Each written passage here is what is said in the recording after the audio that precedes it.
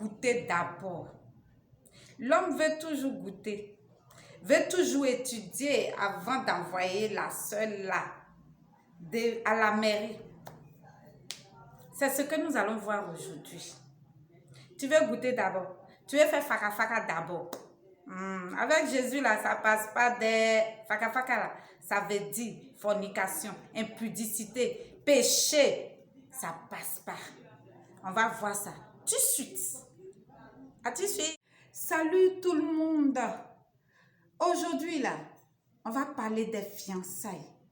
On va parler de ce qui se passe dans les fiançailles. Aujourd'hui, on va brosser un peu. On va rentrer en profondeur plus tard. OK? Pour celui qui ne me connaît pas, c'est Chantre Moyer Stéphanie sur la chaîne Une histoire de mariage. Une histoire, une question d'honneur, une question d'amour. Que dit Jésus-Christ de Nazareth à propos du mariage? C'est de cela qu'il s'agit sur cette chaîne, ok? Donc, aujourd'hui, nous allons voir les fiançailles. Je ne comprends pas, les frères, quoi. Je ne vous comprends pas. Lorsqu'ils sont en fiançailles, ils veulent que la fiancée vienne leur faire à manger chez eux à la maison. Ils veulent que la fiancée vienne laver leurs habits chez eux à la maison. Ils veulent que les fiancés viennent cirer leurs chaussures chez eux à la maison. Comme s'ils étaient mariés. Mais ce n'est pas normal. Moi, personnellement, je ne trouve pas ça normal. Cela peut vous pousser à forniquer. Pendant que le grand Joseph, l'incroyable Joseph, lui, il fuit devant le péché de la fornication. Toi, tu t'arrêtes. Et puis, tu cherches ça même. C'est ça, non? Tu cherches ça avec torche. C'est-à-dire, tu appelles ça. Tu cours même derrière. C'est pas normal. Hein?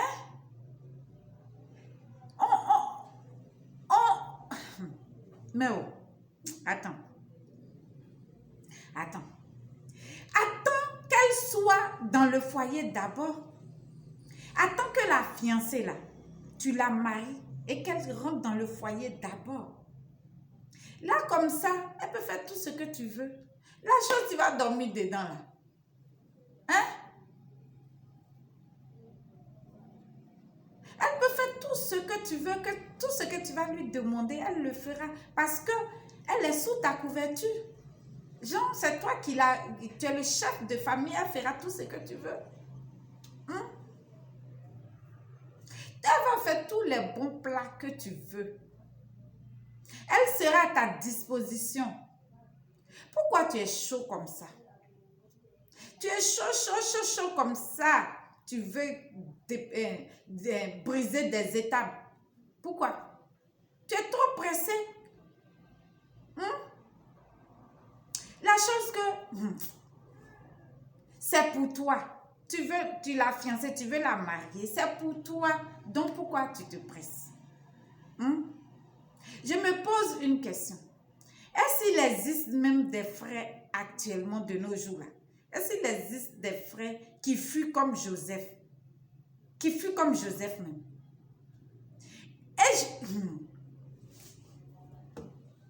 Joseph, mon pote.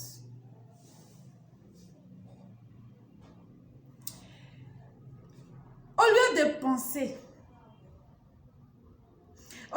penser, de prier, de réfléchir, à faire de ta fiancée ton amie, ta soeur d'abord, au lieu de te demander, est-ce que nous allons nous en sortir financièrement après le mariage? Et au lieu de penser à vous organiser, comment vous allez vivre après le mariage, au lieu de vous poser des questions, est-ce qu'on aura un endroit où nous allons vivre? Toi, tu es là. Toi, tu es là. C'est faka. que tu cherches. Faka faka là, c'est fornication. C'est ça que tu cherches. Réfléchis bien est-ce que tu es converti même? Il y a ça. Est-ce que tu es converti même? Parce qu'on peut être chrétien, aller à l'église, réchauffer les bancs. Mais on peut ne pas être converti. Ça, c'est le Saint-Esprit, ceux qui nous connaissent, nous tous.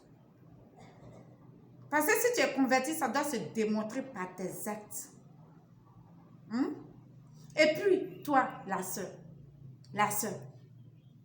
tu ne peux pas avoir le contrôle de ta relation, quoi. Tu ne peux pas avoir le contrôle de ta relation avec ton fiancé. Tu n'as pas de respect pour ta personne. Tu dois pouvoir dire non avec assurance pendant les fiançailles en ayant le Seigneur dans ton esprit. Tu es tenu pour responsable de tout péché immoral qui pourrait être commis avant le mariage. Tu sais que l'homme est toujours très tendu sexuellement. Tu ne dois pas céder à cette pression. Réfléchis et sois sur tes gardes. Fuis comme Joseph. Voilà ce que dit Jésus-Christ de Nazareth.